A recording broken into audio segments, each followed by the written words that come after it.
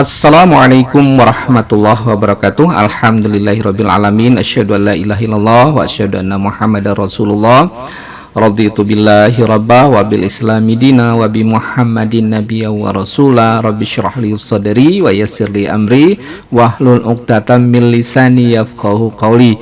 Senang sekali berjumpa dengan Anda semua di mana saja Anda berada. Semoga Anda selalu sehat dan diberi rezeki yang barokah dari Allah Subhanahu wa taala. Kita akan sharing kembali sesuatu yang sangat menarik ya, terutama yang mau mempelajari tentang ruminologi. Ruminologi itu apa? Mungkin istilah yang baru bagi kita, bagi Anda ya. Nanti kita pelajari apa sih ruminologi ya. Ruminologi adalah sebuah bidang ilmu yang mempelajari proses pencernaan pada hewan atau ternak ruminansia. Hewan ruminansia adalah hewan yang memiliki lambung beruas-ruas ya, lambung jamak. Misalnya yang ada di sekitar kita itu sapi, misalnya ada domba, kambing, kerbau, rusa dan lain-lain ya. Dalam proses pencernaan, hewan ruminansia menggunakan mikroorganisme dalam lambungnya untuk mencerna serat makanan atau tanaman atau hijauan yang sulit dicerna oleh manusia dan hewan non ruminansia lainnya. Inilah kelebihan dari ternak ruminansia. Ibaratnya suatu pabrik pabrik pengolah hijauan serat ya, selulus yang luar biasa ya. Entah nanti mau dijadikan daging, entah jadi susu dan lain-lain, ada yang produksi wool dan lain-lain ya. Studi tentang rumen dan proses pencernaan pada hewan ruminansia sangat amat penting ya, dalam pertanian dan peternakan tentunya, karena pemahaman yang lebih baik tentang bagaimana hewan ini mencerna makanan dapat membantu dalam merancang diet atau pakan atau ransum yang lebih efisien dan menyediakan nutrisi yang sesuai dengan hewan atau ternak yang kita pelihara. Dengan demikian, ruminologi memiliki dampak yang sangat besar dalam pengelolaan peternakan dan produksi pangan tentunya ya. Nah, sekarang lebih detail lagi, apa sih pengertian ruminologi? Ruminologi adalah studi ilmiah yang mendalam tentang sistem pencernaan pada hewan ruminansia, termasuk sapi ya, ada domba di situ, ada kambing, hewan lainnya ataupun kerbau ya, yang memiliki lambung beruas-ruas ya. Fokus utama ruminologi adalah pada pencernaan anaerobik ya, ada ya, dia anaerobik ya yang terjadi dalam rumen hewan ruminansia. Nah, bidang ruminologi mencakup berbagai aspek nantinya, termasuk anatominya yang kita pelajari dan fisiologi sistem pencernaan hewan ruminansia, metabolisme mikroba rumen, fermentasi serat atau selulosa yang ada pada hijauan yang diberikan pada ternak. Kemudian di situ ada produksi gas metan dan nutrisi yang diperlukan oleh hewan-hewan ternak tersebut ya.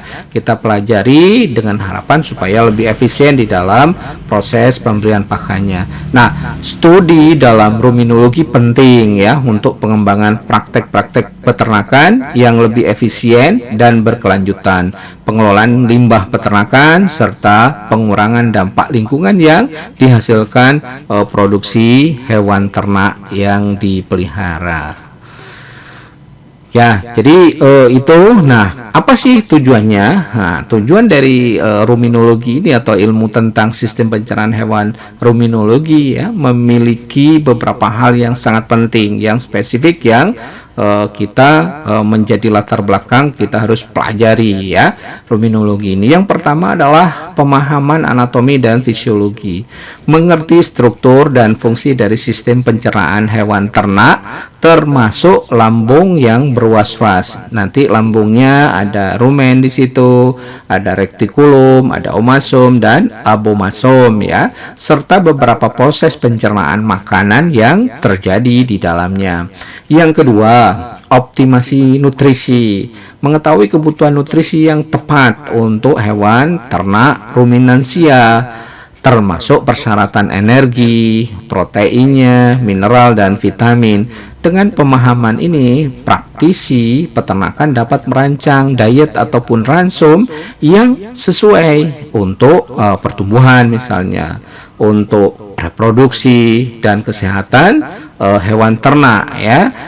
Nanti bisa meningkatkan produktivitasnya, apakah pertambahan bobot badan, kemudian ada produksi susu dan lain-lain. Nah, yang ketiga, pengelolaan limbah ya. Memahami bagaimana hewan ruminansia memproses makanan dan menghasilkan limbah seperti gas metan yang banyak disinyalir itu mengganggu lingkungan ya, membuat bolong ozon dan lain-lain yang memiliki dampak pada lingkungan di sekitar kita. Dengan pengetahuan tentang proses ini ya, peternak dapat mengembangkan strategi untuk mengurangi dampak lingkungan dari produksi hewan ya, hewan ataupun ternak yang dipelihara.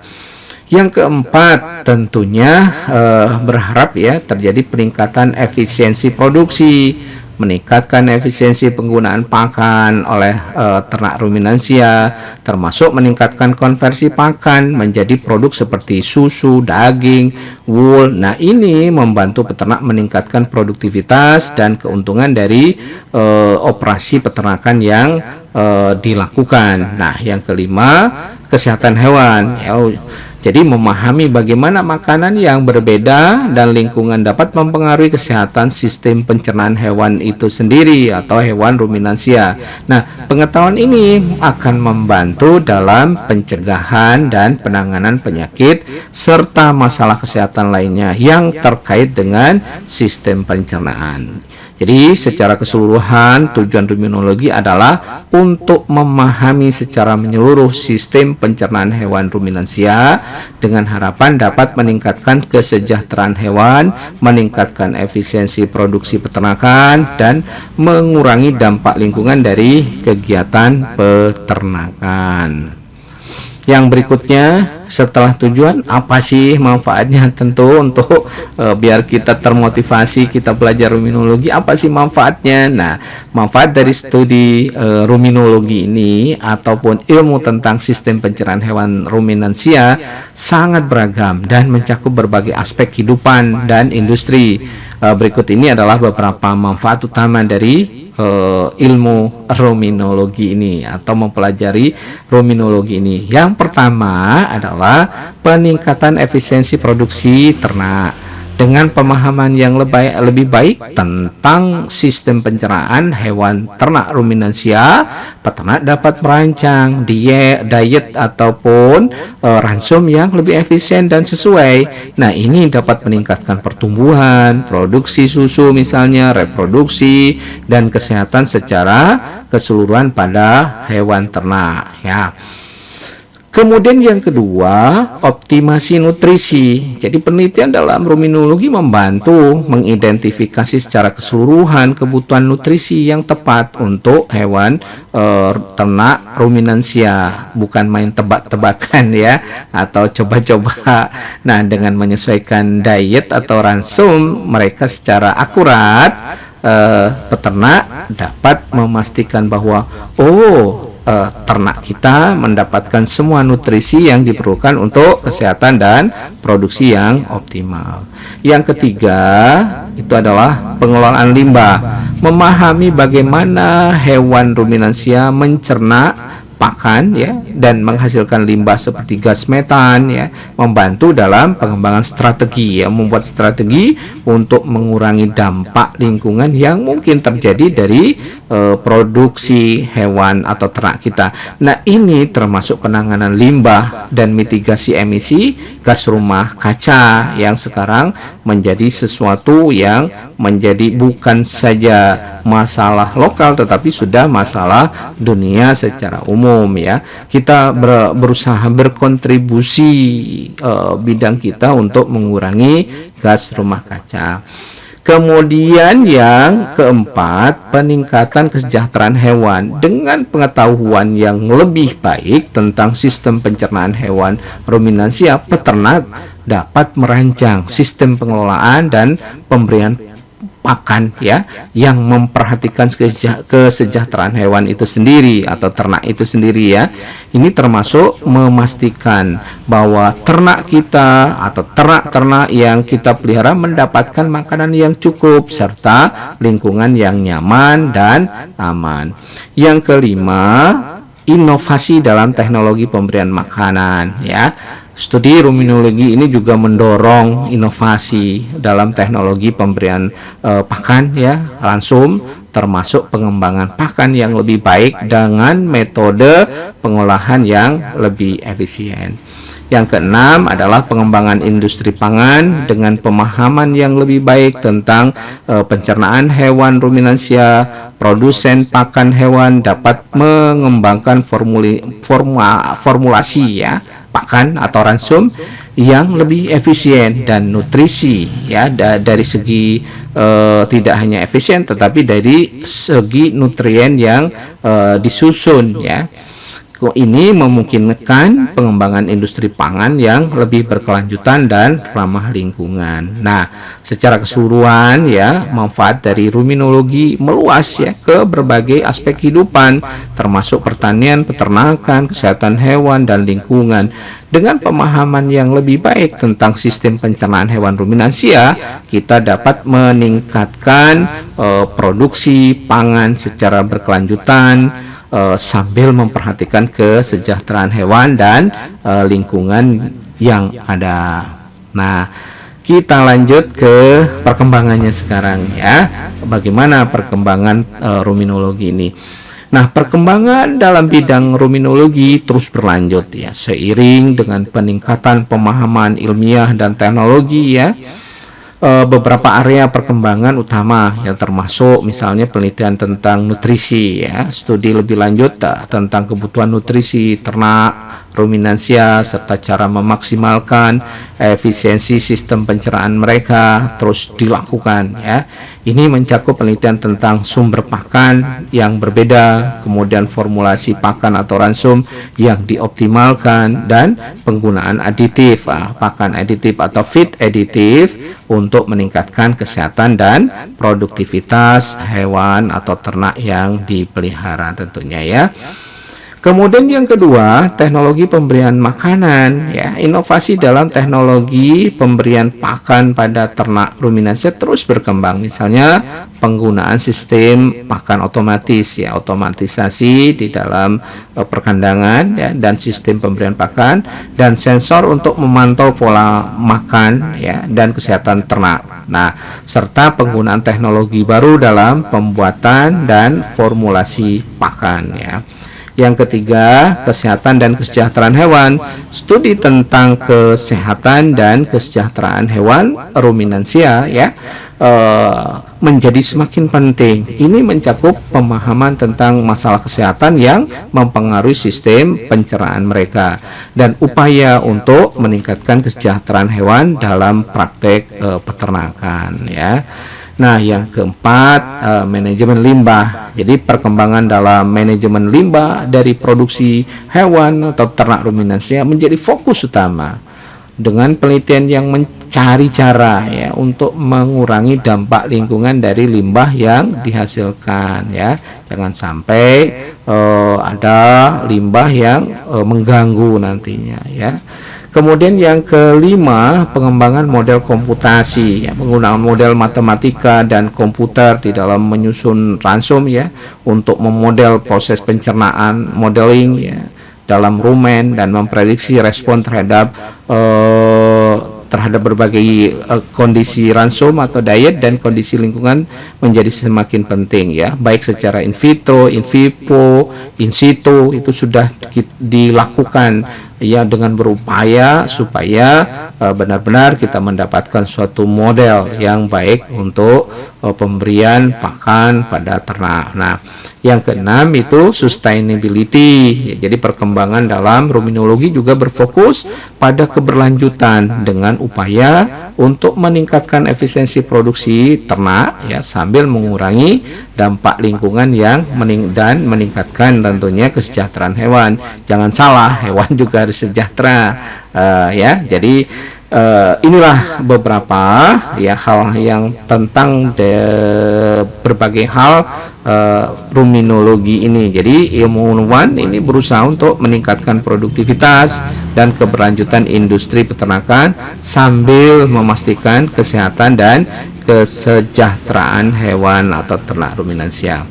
Nah, sekarang tantangan ke depan seperti apa ya? Memang semuanya pasti ada tantangan ke depan yang harus kita atasi. Meskipun ruminologi ini telah membuat kemajuan yang signifikan, ada beberapa tantangan yang masih dihadapi dalam bidang ini. Yang pertama itu adalah keseimbangan nutrisi yang rumit ya, karena ada peran mikroba ini ya di dalam rumen ini.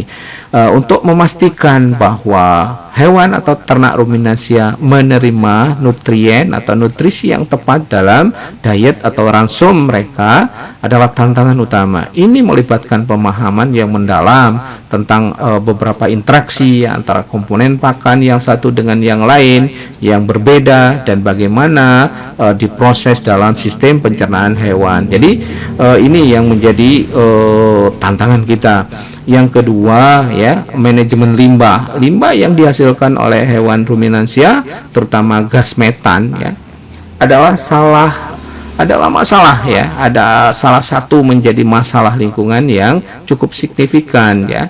Jadi mengelola dan mengurangi emisi gas rumah kaca dan produksi hewan ternak merupakan tantangan yang paling penting.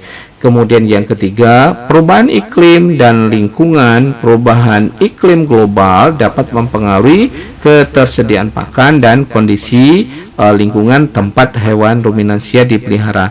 Ini bisa mempengaruhi ketersediaan dan kualitas pakan serta kesehatan dan produktivitas ternak yang dipelihara. Nah, yang berikutnya adalah kesehatan hewan dan penyakit. Penyakit masalah kesehatan yang mempengaruhi ternak ruminansia baik secara langsung maupun tidak langsung melalui sistem pencernaan mereka tetap menjadi tantangan yang signifikan.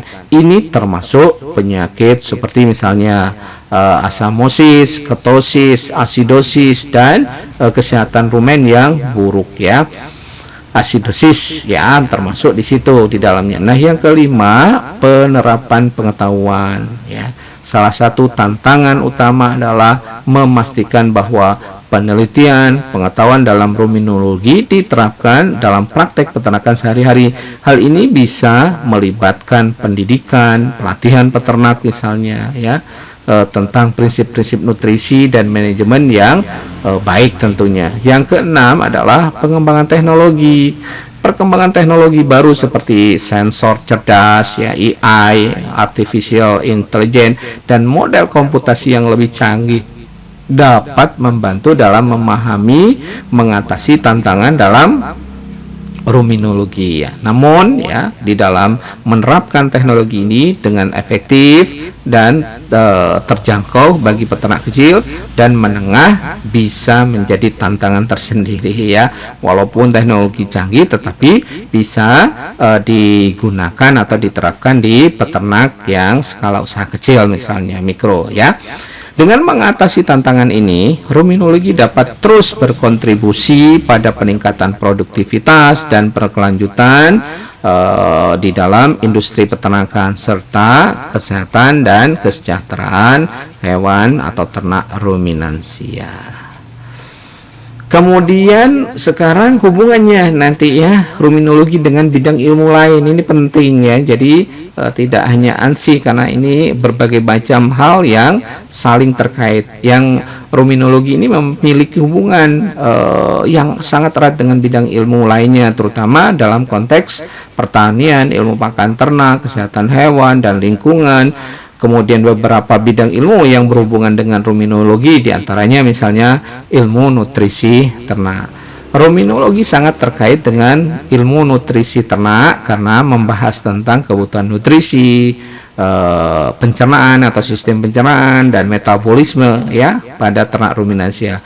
Keduanya bekerja sama untuk mengembangkan diet atau ransum yang sesuai dengan hewan ternak dan memastikan kesehatan, pertumbuhan dan produksi yang optimal. Yang kedua, kesehatan hewan ya. Kesehatan hewan adalah aspek penting dalam ruminologi karena gangguan kesehatan dapat mempengaruhi fungsi sistem pencernaan hewan ruminansia.